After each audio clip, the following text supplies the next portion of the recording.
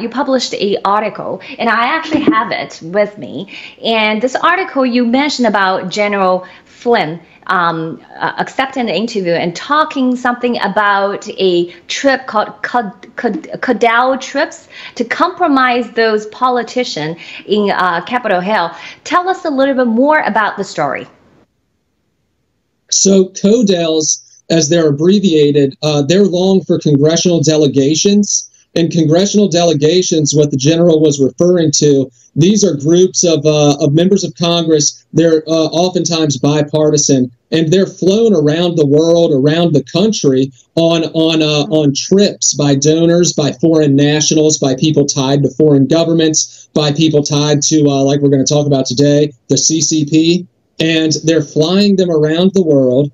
And they're meeting with various world leaders, but not even just world leaders. They're meeting with business leaders. They're meeting with people who run very shady nonprofits. In some cases, like National File has previously covered, they're meeting with people who run orphanages in war-torn countries where children are routinely sexually trafficked. And that's what General Flynn really got at in his statement there. And if you'd like to play the video in a second, that would be great to just let him hear the full quote. But General Flynn, he really hit the nail right on the head when he said there's members of Congress that are being taken to foreign countries and they are being compromised in numerous ways. But one of them is by having sex with children.